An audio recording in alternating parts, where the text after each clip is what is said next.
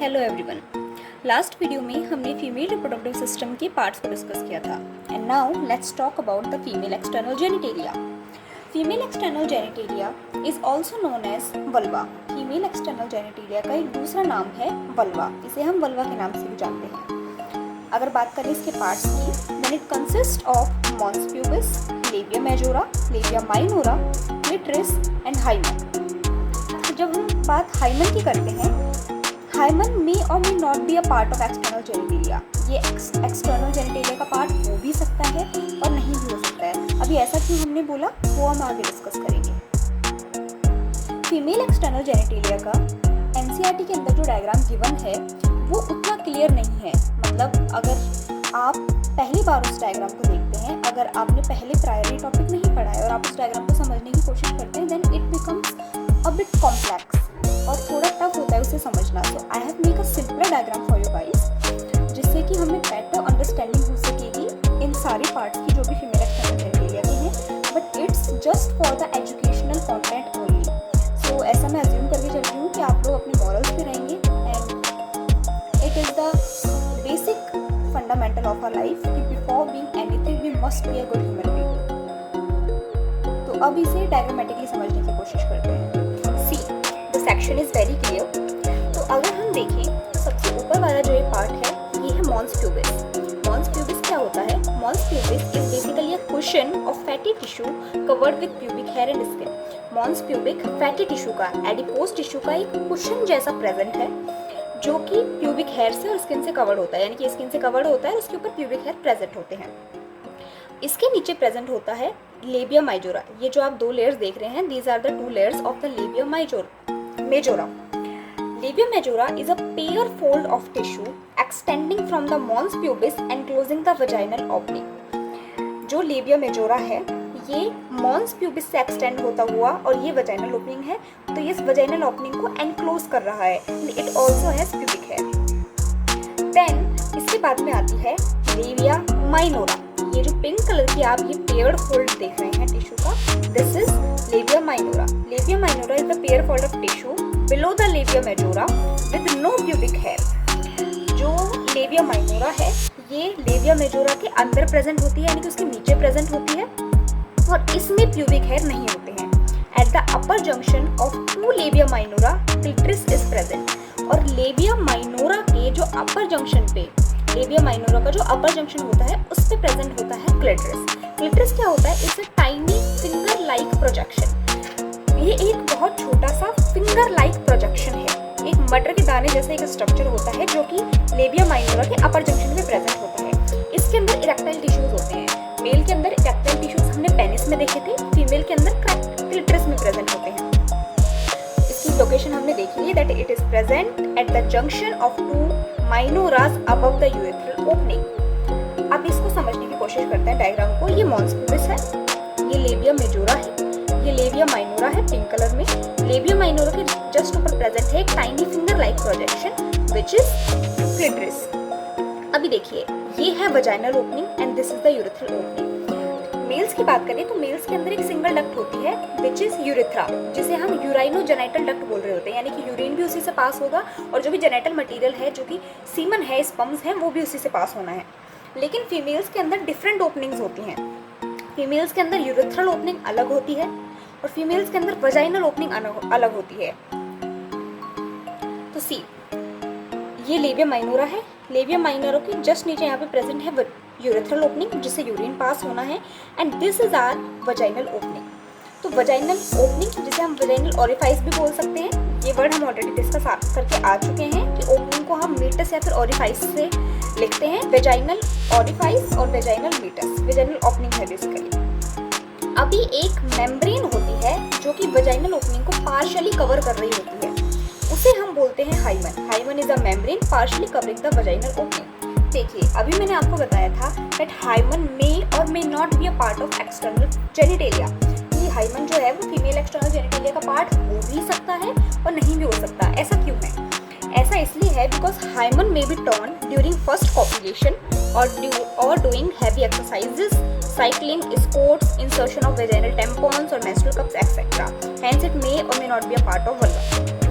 Hymen जो है ये एक पतली सी मेम्ब्रेन है जो कि वजाइनल ओपनिंग को पार्शियली कवर कर रही होती है।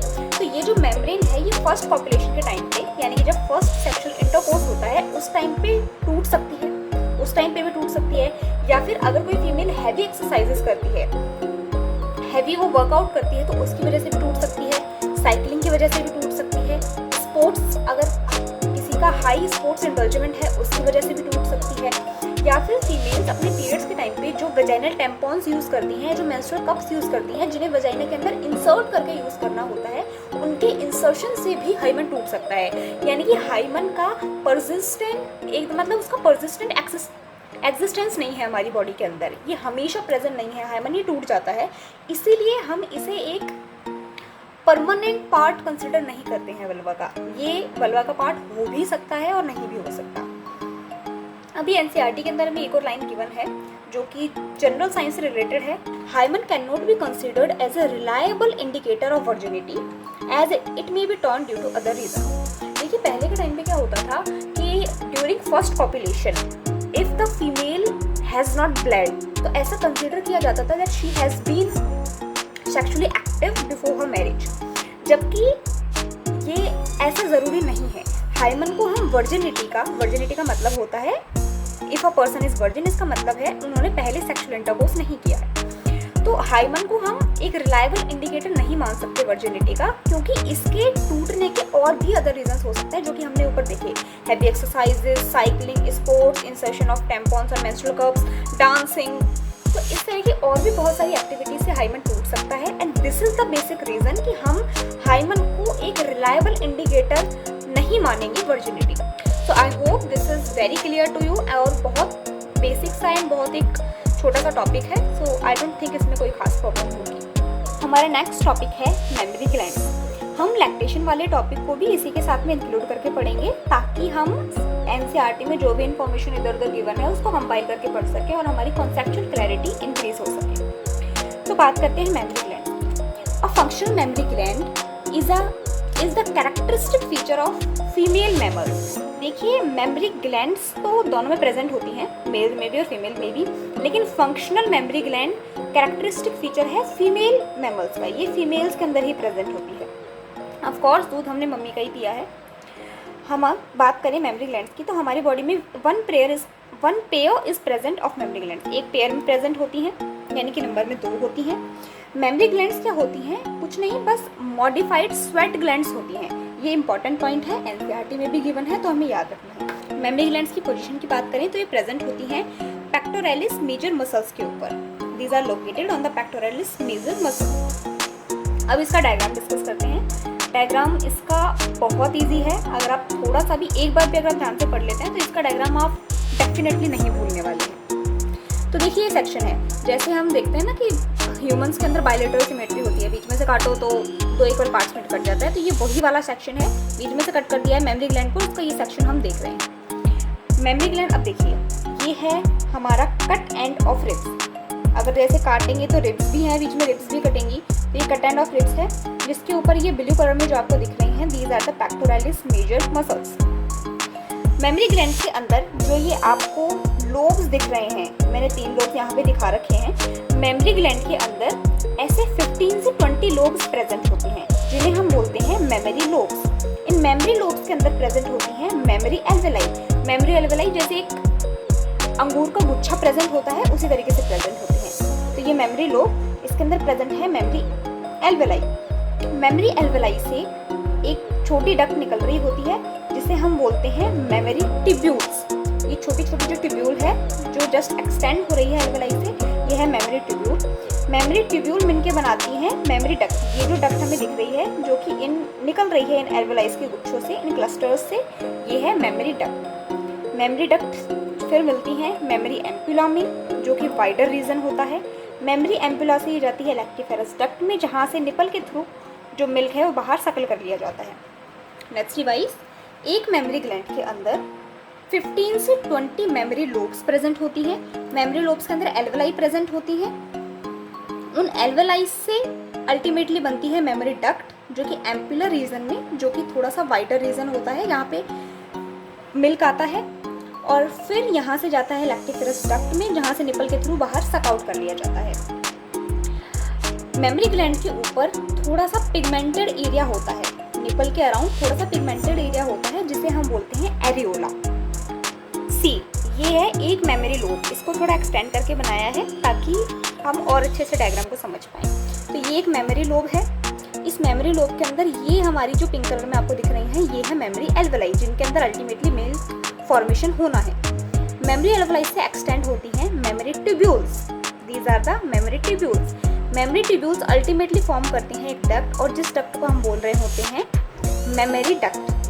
तो एल्वेलाई में मिल्क बना, मेमोरी ट्यूब्यूल से होता हुआ मेमोरी डक्ट में गया, मेमोरी डक्ट से फिर वो एम्पुला में, एम्पुला थोड़ा सा वाइडर एक चौड़ा रीजन होता है, यहाँ पे मिल्क गया और यहाँ से फिर वो लैक्टिफेरस डक्ट में जाता है। अगर हम एक एल्वेलाई के स्ट्रक्चर को और थोड़ा पढ़ना चाहें, ये वैसे आउट ऑफ एनसीईआरटी है, थोड़ा सा एक्स्ट्रा है, बट क्योंकि अब टॉपिक पढ़ ही रहे हैं तो थोड़ा डिटेल में जाने में there is nothing harm for us. तो एक एल्वेलाई के स्ट्रक्चर को अगर हम देखें तो ये एल्वेलाई है, इसके अंदर जो ये सेल्स प्रेजेंट हैं पिंक कलर के, these are the epithelial cells of alveoli. ये एल्वेलाई के एपिथेलियल सेल्स हैं, और बाहर इसके प्रेजेंट है मायो एपिथेलियल सेल्स। अभी एपिथेलियल सेल्स क्या करती हैं, ये मिल्क का सिंथेसिस करती हैं, और इनके अंदर रिसेप्टर प्रेजेंट होते हैं प्रोलैक्टिन के। प्रोलैक्टिन क्या होता है, प्रोलैक्टिन वो मेन हार्मोन होता है जो कि मिल्क सिंथेसिस के लिए रिस्पॉन्सिबल होता है। तो एपिथेलियल सेल्स के अंदर प्रोलैक्टिन के रिसेप्टर हैं, तो प्रोलैक्टिन जैसे ही आके इनसे जुड़ेगा वैसे ही ये मिल्क सिंथेसिस करवाने लगेंगी। बाहर प्रेजेंट होती है मायो एपिथेलियल सेल्स। मायो एपिथेलियल सेल्स में रिसेप्टर होते हैं ऑक्सीटोसिन के। ऑक्सीटोसिन हार्मोन है, इसका नाम आपने मेरे ख्याल से बहुत ज़्यादा सुना होगा। ऑक्सीटोसिन काम करता है कॉन्ट्रैक्शंस करवाने का, ऑक्सीटोसिन का काम ही होता है कॉन्ट्रैक्शन करवाना। तो यहाँ पे अभी देखो एल्वेलाई में मिल्क बन तो गया, लेकिन एल्वेलाई से मिल्क बाहर कैसे जाएगा जब ये कॉन्ट्रैक्ट होगी। उसके कॉन्ट्रैक्शन करवाने के लिए ऑक्सीटोसिन अपने रिसेप्टर से आके बाइंड करता है, जो कि मायो एपिथेलियल सेल्स में प्रेजेंट होती हैं, और उसके बाद में फिर जो मिल्क है वो यहाँ से जैसे ही एल्वेलाई कॉन्ट्रैक्ट होती है मिल्क रिलीज हो जाता है। एपिथेलियल सेल्स ने मिल्क बनाया जो कि ल्यूमन में स्टोर हुआ। ऑक्सीटोसिन के रिसेप्टर्स जो कि मायो एपिथेलियल सेल्स में थे वो उनसे ऑक्सीटोसिन बाइंड किया, और उसके बाद में फिर कॉन्ट्रैक्शन हुआ और फिर मिल्क बाहर आ गया। So this was the memory gland. देखिए, प्रोलैक्टिन का काम होता है मिल्क सिंथेसिस करवाना, ऑक्सीटोसिन का काम होता है मिल्क को इजेक्ट करवाना, बाहर निकलवाना, मिल्क लेट डाउन। ऑक्सीटोसिन को हम मिल्क लेट डाउन हार्मोन भी बोलते हैं। Myoepithelial cells around alveoli has oxytocin receptors. Once oxytocin binds it contracts myoepithelial cells for milk ejection. Myoepithelial cells में जो कि एल्वेलाई के आसपास प्रेजेंट हैं, उनमें ऑक्सीटोसिन के रिसेप्टर प्रेजेंट हैं। एक बार जैसे ही उनसे ऑक्सीटोसिन बाइंड होता है वो कॉन्ट्रैक्ट करती हैं और मिल्क इजेक्शन हो जाता है। Prolactin acts on its receptors on epithelial cells of alveoli for milk synthesis. जो एल्वेलाई के एपिथेलियल सेल्स हैं उनमें रिसेप्टर प्रोलैक्टिन के हैं, तो उनसे जब प्रोलैक्टिन बाइंड करेगा तो वो मिल्क सिंथेसिस करवाएगा। तो अभी जितना भी हमने पढ़ा उसका बेसिक एक हम फ्लो चार्ट देख लेते हैं। तो अभी जो भी हमने पढ़ा उसका हम एक बेसिक फ्लो चार्ट देख लेते हैं। Each memory gland has 15 to 20 memory lobes. Her memory gland के अंदर 15 से 20 मेमोरी लोब्स प्रेजेंट होते हैं। Each lobe has cluster of milk forming structures known as memory alveoli. Her lobe के अंदर एक गुच्छा प्रेजेंट होता है मिल्क फॉर्मिंग स्ट्रक्चर्स का, जिन्हें हम मेमोरी एल्वेलाई के नाम से जानते हैं। Milk is synthesized here under the influence of prolactin and store in its lumen. Mammary alveoli जो है उसके अंदर मिल्क का सिंथेसिस होता है, किसके इन्फ्लुएंस में होता है, प्रोलैक्टिन के इन्फ्लुएंस में, और फिर एल्वेलाई के ल्यूमन में वो मिल्क स्टोर किया जाता है। From alveoli arises memory tubules. Milk जो है एल्वेलाई से जाता है मेमोरी ट्यूब्यूल्स के अंदर। Mammary tubules join to form mammary duct. बहुत सारी एल्वेलाई से बहुत सारी मेमोरी ट्यूब्यूल्स निकल के वो मिलके बनाती हैं मेमोरी डक्ट। तो फिर मिल्क गया मेमोरी ट्यूब्यूल से मेमोरी डक्ट के अंदर। Mammary duct of each lobe joins to further form a wider mammary ampulla. हर लोब की जो मेमोरी डक्ट है वो मिलती हैं और मिलके वो एक वाइडर रीजन बनाती हैं जिसे हम बोलते हैं mammary ampulla. It leads to lactiferous duct that opens into nipple from where the milk is sucked outside. और जो मेमोरी एम्पुला है वो अल्टीमेटली बनाता है लैक्टिफेरस डक्ट। लैक्टिफेरस डक्ट जो कि निपल में ओपन होती है, जहाँ से मिल्क बाहर सकल कर लिया जाता है। अब हम बात करें अगर मेमोरी ग्लैंड की, तो मेमोरी ग्लैंड को बेसिकली हम 2 पार्ट्स में क्लासीफाई करके पढ़ सकते हैं। मतलब मेमोरी ग्लैंड को जो हम स्टडी करते हैं तो हम उसके 2 पार्टिसिपेशन कर सकते हैं, ऐसा बोल सकते हैं, 2 क्लासिफिकेशन कर सकते हैं। पहला होता है ग्लैंडुलर टिश्यू, दूसरा होता है वेरिएबल अमाउंट ऑफ फैट। तो जैसा कि हमने देखा था इन दिस डायग्राम, ये जो है ये फैट है, this all is just fat, ये सारा एडिपोज टिश्यू है। तो जो फैट प्रेजेंट होता है मेमोरी ग्लैंड के अंदर वो ही डिटरमाइन करता है मेमोरी ग्लैंड के साइज को। मेमोरी ग्लैंड का साइज बड़ा होगा या छोटा, it totally depends upon the amount of fat, amount of adipose tissue present in it. दूसरा होता है ग्लैंडुलर टिश्यू, जिसमें हमने जितने भी अपने लोब्स पढ़े, डक्ट्स पढ़े, ट्यूब्यूल्स पढ़े, वो सारे इसके अंदर इंक्लूडेड होता है। अभी हम लैक्टेशन वाला टॉपिक पढ़ लेते हैं। तो लैक्टेशन के लिए हमें थोड़ा सा इसका हार्मोनल कंट्रोल समझना पड़ेगा। So if you can see, ये हमारी पिट्यूटरी ग्लैंड है, ये हाइपोथैलेमस वाला पार्ट है और ये पिट्यूटरी ग्लैंड है। ये एंटीरियर पिट्यूटरी है, ये पोस्टीरियर पिट्यूटरी है। अभी देखिए 2 हार्मोन्स हम इसमें डिस्कस कर रहे हैं। पहला है PRH, दूसरा है PIH। PRH is prolactin releasing hormone, नाम से ही समझ में आ रहा है, प्रोलैक्टिन को रिलीज करवाने वाला हार्मोन। दूसरा है PIH, प्रोलैक्टिन इनहिबिटिंग हार्मोन, ये भी नाम से समझ में आ रहा है, प्रोलैक्टिन को इनहिबिट करने वाला हार्मोन, उसको बनने से रोकने वाला हार्मोन।